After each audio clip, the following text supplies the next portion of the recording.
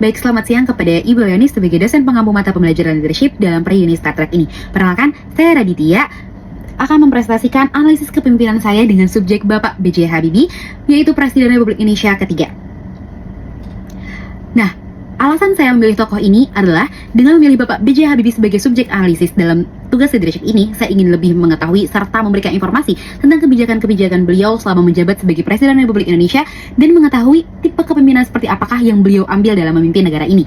Kemudian, yang kedua adalah saya ingin dapat meneladani seorang pemimpin yang baik, tidaklah pemimpin yang hanya memiliki kekuasaan namun juga kecakapannya dalam berpikir. Kita masuk ke biodata dan profil beliau. Jadi siapa sih sebenarnya B.J. Habibie ini? Dengan gelar dan nama lengkap Profesor Dr. Engineer Haji Bahrudin Yusuf Habibie Frank, atau yang biasa kita sebut sebagai Mr. Crack, Bapak Teknologi Indonesia. Lahir di Parepare, Sulawesi Selatan 25 Juni 1936, menempuh pendidikan Teknik Penerbangan Teknik Hostel Aisyah Jerman, dan mendapatkan gelar Dr. Engineer Summa Cum Laude pada tahun 1965. Kemudian, karir awalnya dengan menjabat sebagai Insinyur Marcel Bolko Bolom, MBB, Jerman, hingga menjadi Wakil Presiden Soeharto. Sebelum menjadi Presiden, Bapak B.J. Habibie ini juga menjabat sebagai Menteri Riset dan Teknologi, serta memimpin 10 BUMN Industri Strategis, dan hingga akhirnya menjadi Presiden Republik Indonesia ketiga pada tahun 21 Mei 1998 hingga 20 Oktober 1999. Kita lanjut untuk mengetahui sisi positif dari jembatan menuju demokrasi beliau ini. Meski hanya 1 tahun 5 bulan B.J. Habibie menjabat, kebijakan Habibie meletakkan fondasi reformasi yang masih berlaku hingga saat ini. Pertama adalah kebebasan pers, pemilu 1999, otonomi daerah, kebebasan sipil, juga stabilisasi transisi.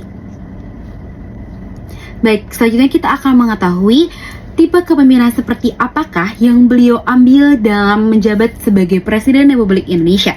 Pertama, beliau adalah pemimpin yang karismatik, daya tarik personanya yang kuat, kecerdasan Bapak B.J. Habibie yang tidak bisa kita ragukan lagi, cara bicaranya yang menggebu, dan juga kisah hidup yang inspiratif, termasuk kisah cintanya dengan Ibu Ainun menjadikannya sosok yang dikagumi lintas generasi.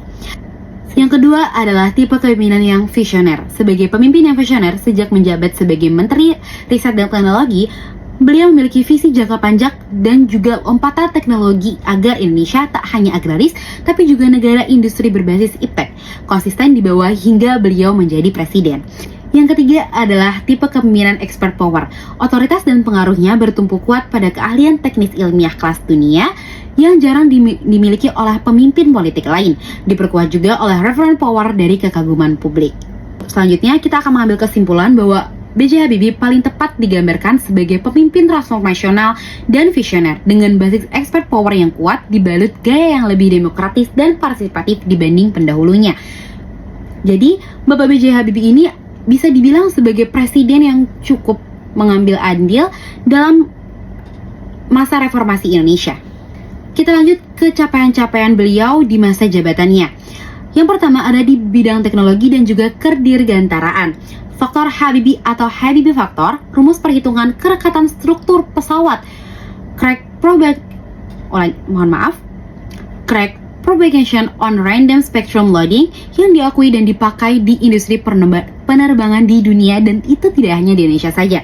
Kemudian adalah pesawat N250 Gatot Kaca, pesawat komuter turboprop pertama rancangan asli Indonesia terbang perdana pada tahun 1995, dan juga IPTN atau juga PT Dirgantara Indonesia, mendirikan dan membesarkan basis industri strategis kedirgantaraan nasional, kini menjadi PT DI. Kemudian 10 BUMN industri strategis, memimpin dan mengonsolidasi BUMN di sekitar kedirgantaraan, perkapalan, persenjataan, dan juga elektronika dan lain-lain. Kemudian kita lanjut ke warisan pasca kepresidenan beliau. Yang pertama, beliau mendirikan The Habibie Center, lembaga think tank yang fokus pada demokrasi, hak asasi manusia, dan juga hubungan internasional. Kedua, ikon Bapak Teknologi, menjadi ikon nasional yang menginspirasi generasi muda di bidang sains, teknologi, dan juga rekayasa. Kemudian kita bisa melihat, dan siapa sih yang tidak tahu Habibie dan Ainun? Kisah hidupnya bersama mendiang istri diabadikan dalam buku dan juga menjadi film pada tahun 2010, memperkuat citranya sebagai figur yang inspiratif.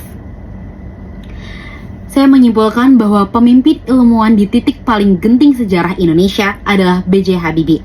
Memadukan kapasitas ilmuwan kelas dunia dengan tanggung jawab kepala negara pada momen paling genting dalam sejarah modern Indonesia, meski masa jabatannya singkat dan diwarnai kontroversi, terutama soal Timur Timur, warisannya dalam meletakkan fondasi demokrasi, kebebasan pers, multipartai, otonomi daerah, independensi bank sentral, serta kontribusinya membangun budaya iptek dan industri strategis nasional menjadikannya salah satu figur paling berpengaruh dalam sejarah kepemimpinan Indonesia. Baik, saya ucapkan terima kasih. Sekian dalam presentasi saya. Jika ada kesalahan dalam saya bertutur kata atau informasi yang salah, akan saya perbaiki di kemudian hari. Terima kasih.